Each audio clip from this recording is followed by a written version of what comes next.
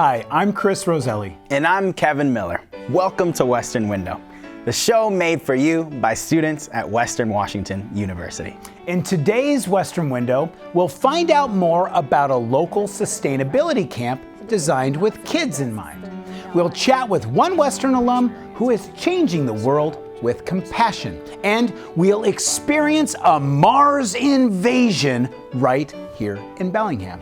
We'll find out more about Western's innovative and award-winning Vehicle Research Institute. And we'll travel with students and faculty as they explore Mongolia. So stay with us as we explore our world through Western Window.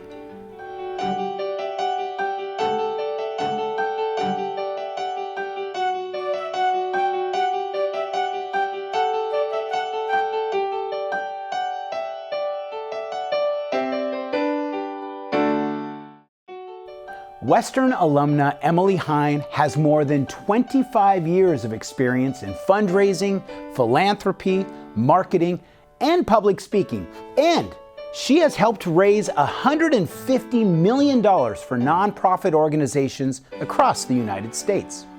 Considered a social entrepreneur, Emily works with businesses, nonprofits, and individuals who share the goal of increasing mindfulness, compassion, and peace on the planet.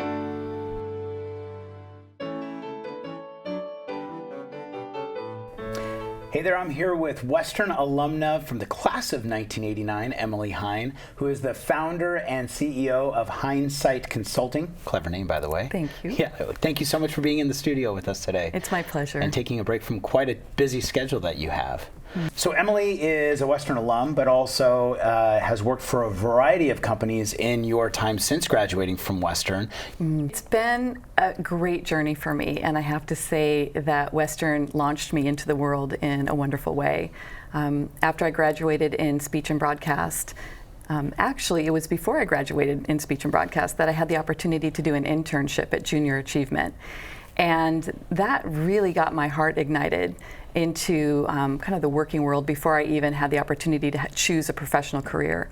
So I did my internship at Junior Achievement, helped them raise money, and then from there I had the opportunity to work with United Way of King County, which is one of the largest United Ways in the country.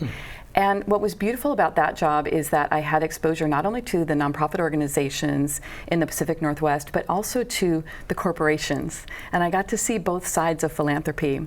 And my job was really to inspire people to give to health and human service organizations. And so that was a very just passionate and inspiring career. And from there, I was recruited over to Microsoft, where I had the privilege of running their employee giving and volunteer programs. And so again, kind of capitalizing on my degree as a speech and broadcast major, my job was to recruit volunteers from all over the company, to write executive speeches, to interact with executives, and to speak and inspire people to give to the nonprofits of their choice. You had the opportunity to meet the Dalai Lama. I did. What an amazing experience. I think that so many people would, we could do this whole interview, I'm sure, about that opportunity. What was something that you took from that opportunity? Thank you for asking that question. That's an easy question to answer, actually. I had the privilege of moderating a panel discussion with the Dalai Lama, and I was so grateful for my Western training in communication at that moment, because, you know, talk about having to remain composed, to articulate your questions clearly, to listen and watch the panelists and make good choices about where the conversation should go next. Yeah. So I was so grateful for my Western Washington University degree in communication at that point, Sure, because it really helped me stay centered in what was one of those pivotal life moments.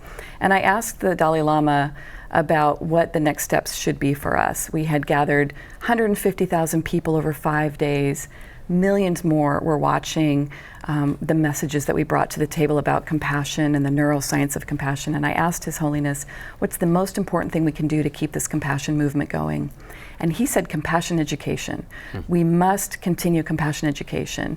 And in that moment, Chris, I made a complete commitment to one of the greatest spiritual leaders on our planet of this time, and I said, I will do that, we will do that. And so from that point forward, I really focused my attention on fulfilling that commitment. And I went back to school at Stanford, and I became a certified compassion cultivation training teacher.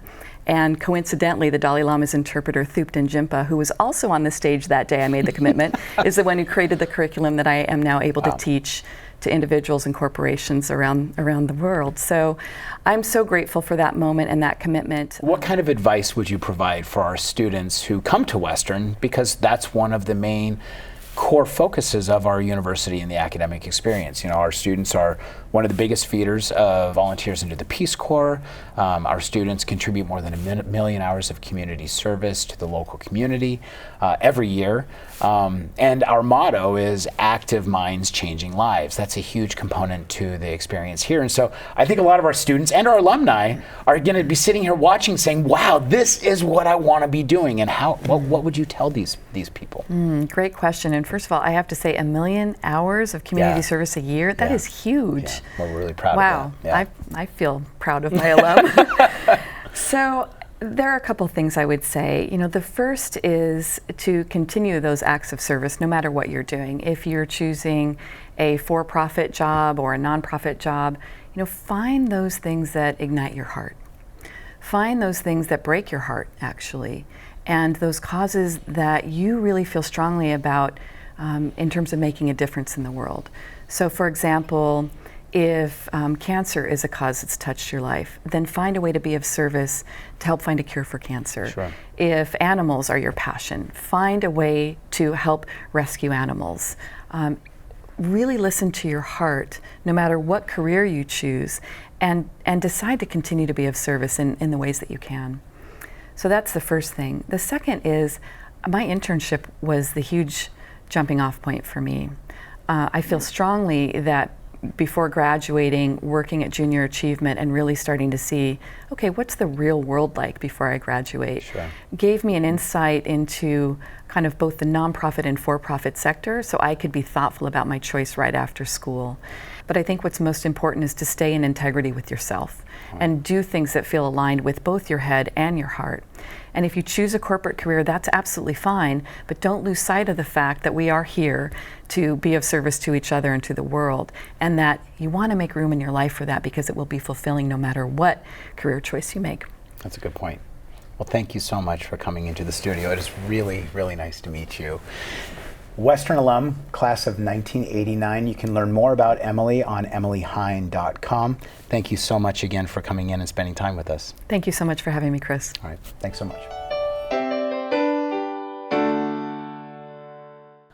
Have you or your kids ever wondered about Mars, or its ancient history of flowing water and calm seas, or if humans will ever set foot on the red planet in your lifetime? Well, Mars Invasion, the past, present, and future of NASA's exploration at the red planet, recently brought together some of the world's top Mars scientists and engineers, including Western professor and Mars expert Dr. Melissa Rice, to share the revolution in our understanding of the red planet.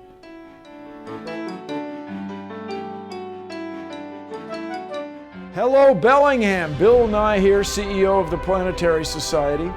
On stage tonight will be my colleagues, Dr. Jim Bell, our remarkable journalist, blogger, Emily Hine, and planetary science specialist who got her PhD under Jim Bell at my beloved alma mater, Dr. Melissa Rice. She's there at Western Washington University with you. I hope you talk about everything. Humans going to Mars, what it means, the Prime Directive, and what it would mean if we were to discover life on that alien world. So go wild, Bellingham.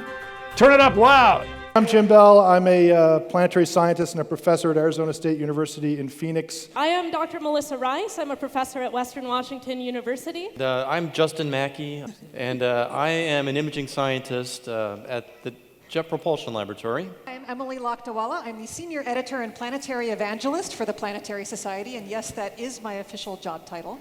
All right, so I'm the one who rides the bomb. All right. I'm here with a group of NASA scientists and engineers, and we're working with colleagues here at Western on the design and eventual operations of the next cameras to go on a Mars rover, the Mastcam-Z cameras. And this event is pretty spectacular because your city has been invaded by Martians, right? There are Martians among you right now, right now. You know, the robots are not exploring Mars. We, humans, all of us, we're exploring Mars through these amazing tools. If somebody said to you, I want you to go explore the Earth, you get, one rover, or maybe 2 or 3. Where would you send them, right? How would you sample the diversity of our incredible world? Well, it's the same kind of question that we have when we're sending rovers to Mars. How do you sample that diversity? And you have big meetings, and you get 100 people in the room, and you get 100 different landing sites proposed, and then you winnow it down, and you get 50 people next time, you get 50 different landing sites, and you argue, and it's a constant battle between the engineers and the managers, bless their souls, who want to send them to flat parking lots. Because you want to land safely, right? You want to land safely. If you don't land safely, you get no science. And then there's the scientists who want to go to the top of the volcano or the bottom of the canyon. Let's climb up that river valley. Because that's where the exciting science is, but it's incredibly dangerous to land there.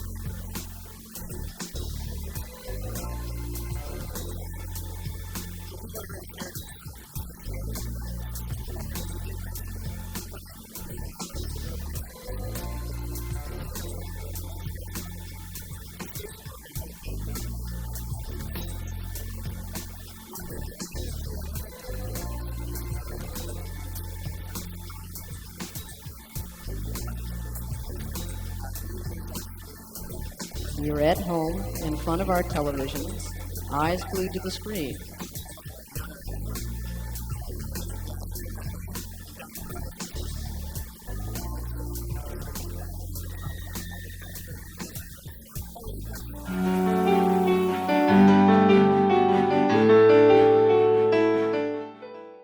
You might be surprised to hear that Western Washington University and the nation of Mongolia are connected on many levels.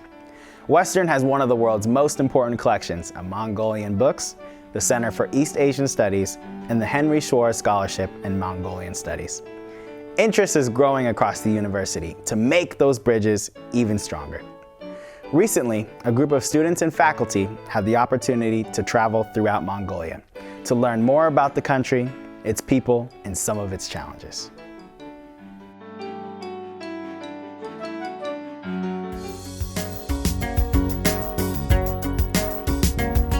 When I first started on the trip, I thought 24 days is a long time. And then the 23rd day came and I realized I was going to be missing a lot of Mongolia.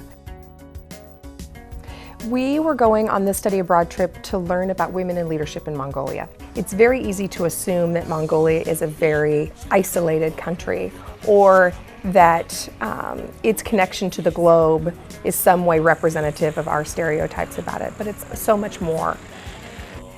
It is a country navigating both its traditional history and heritage with being a modern country at the same time, where women are the predominant people in administrative positions and the predominant group in college classrooms.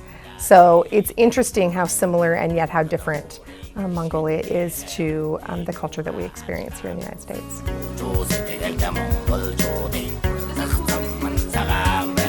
I had no interests initially studying abroad. I kind of thought the thing wasn't for me, and I kind of liked home base here in America. And I went home and I thought about it.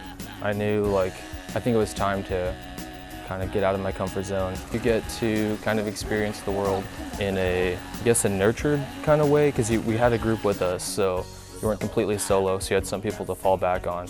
I think it's important for anyone to do it in an undergrad program, because you learn about the world with other people, and that's important.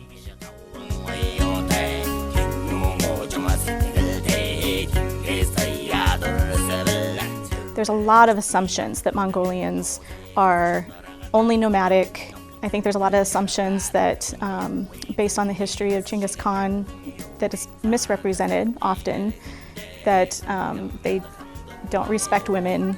It was really fascinating to learn about the role that women play in their culture and the history that is so ancient compared to what we're used to here in the United States. And there's this really interesting dualism because their democracy is only 26 years old. There's still two different worlds mixed together there. A democracy growing in UB is transforming them, but they're still holding on to their nomadic views. I think they're progressing, but I'm really excited that they hold on to monuments and Genghis Khan and tradition, and I think it's a beautiful, beautiful, brilliant and bright culture with a lot of colors and religion, Buddhism and shamanism. And so I loved being able to be a part of a growing city, yet there's still like this historical past connected to them.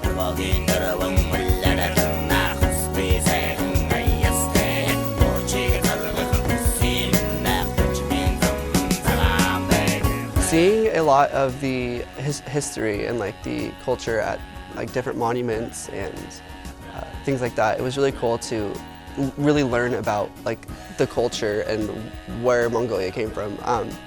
Like going into this program, I knew nothing about Mongolia, so getting this huge like history lesson at the same time as like learning like leadership from the woman over there was super, super cool. I thought.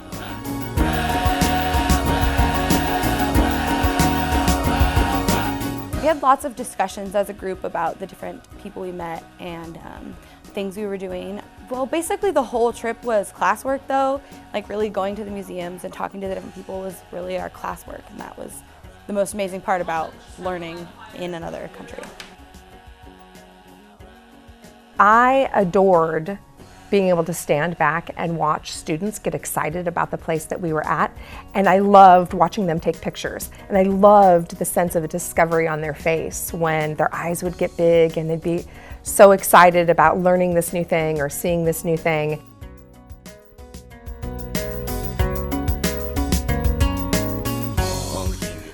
It's really easy to get caught up in like what your friends are doing and what people are doing, what you're missing out on.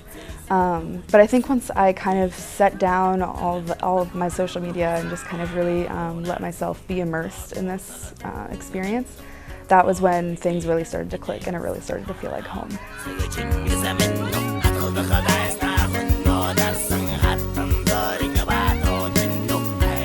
Culturally, we really get stuck in not being curious and not being okay with that place of unknowing. We always have to know, otherwise we're seen as incompetent. That's something I challenge any student that I work with, that it's okay being in that place of unknowing, and what are you going to do about it?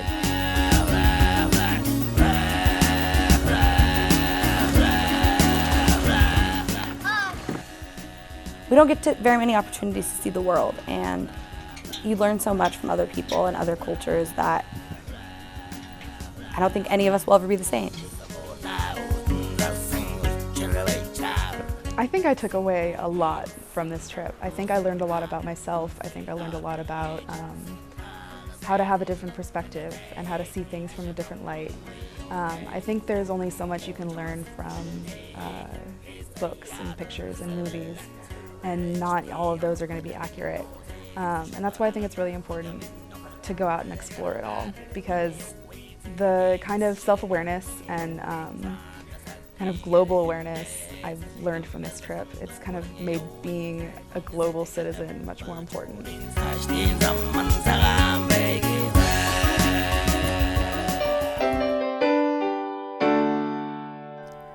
Automobile Magazine dubbed Western Washington University's Vehicle Research Institute very possibly the best school in the country for total car design. The institute focuses on complete vehicle design, fabrication, and developing hybrid electrical and natural gas biomethane vehicle technology. Students compete internationally at contests such as Progressive Automotive X Prize, with its focus on affordability, safety, and the environment. These Western students are committed to winning the race for clean, production-capable vehicles that exceed 100 miles per gallon equivalent.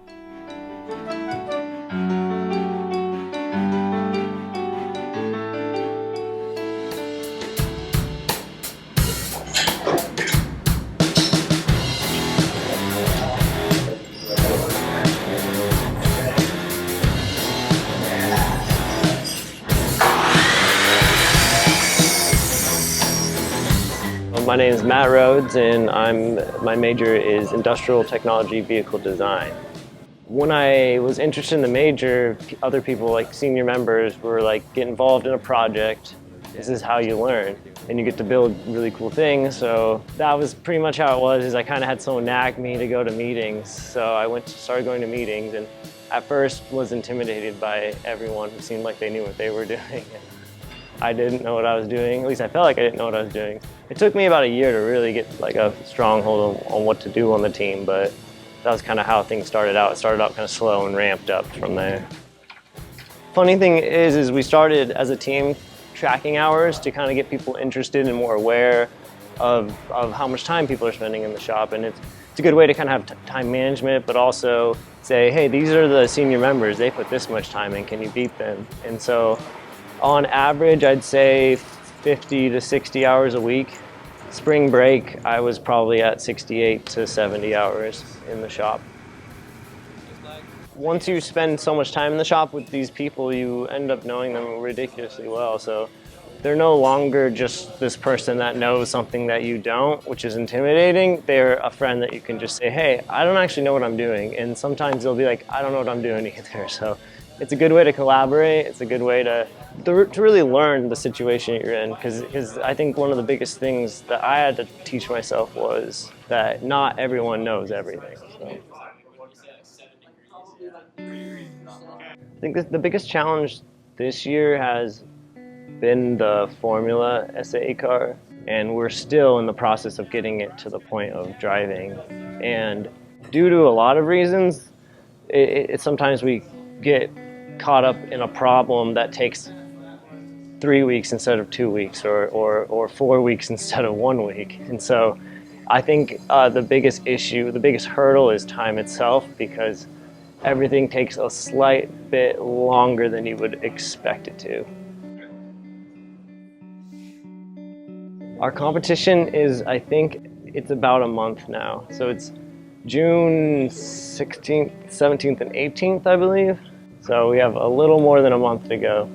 So I really want to go to this competition. I want our car to compete with all the other universities and to go see the other universities. And it's a great way to get your name out, your resume out. There's a lot of companies that go to these events. So I'm excited for that. I'm excited to move on to beyond the college. I've been here for 3 years, but spending as much time as I do in the shop, I'm kind of ready to move on. It's kind of going to be good to go into industry and have another challenge kind of ahead of me.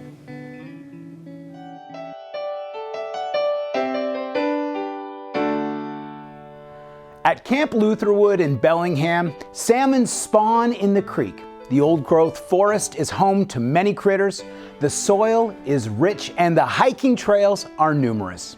And at their 3-day sustainability summer camp geared towards 5th graders, Lutherwood provides hands-on learning that encourages kids to discover the wonders of the world through exploration and scientific study. Of course, with a little help from students in Western's Huxley College of the Environment.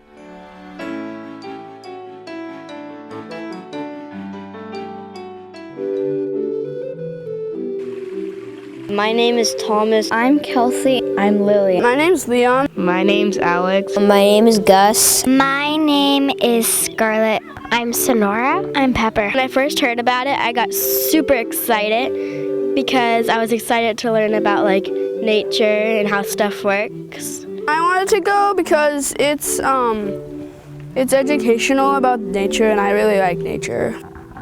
I went mostly because I love exploring and fun new adventures. Once I heard that you'd be sleeping over in cabins, I got really excited, so I begged my mom to let me go. We are a 3-day, 2-night program, and we have 5th graders come out and they spend the night here, and they get to play with nature, and they get to play games, and they get to do team bonding, but really they come out to learn about the environment and how it's all interconnected, and how we as humans have an effect on the environment, and how we can help preserve and conserve the environment.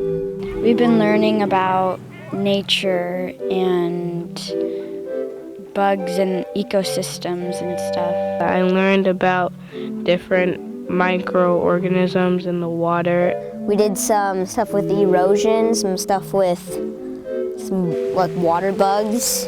But then we've also been playing fun games.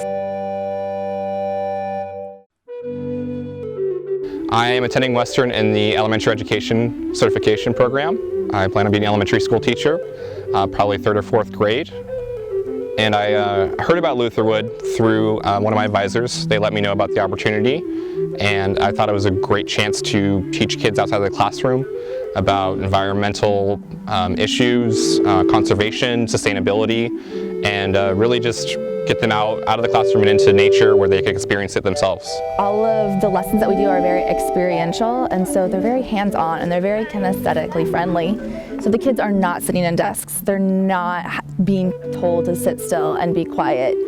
So they get to go out and they get to have fun, and they're learning at the same time. So it's just really great to see that you can combine those two things.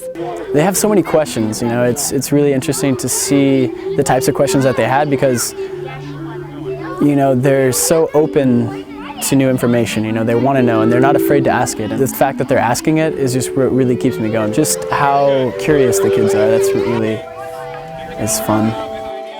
I would definitely recommend it. I think it's a great opportunity for kids and adults alike and college students as well to get involved in their community and also just explore this wonderful, you know, the nature that we have all around us.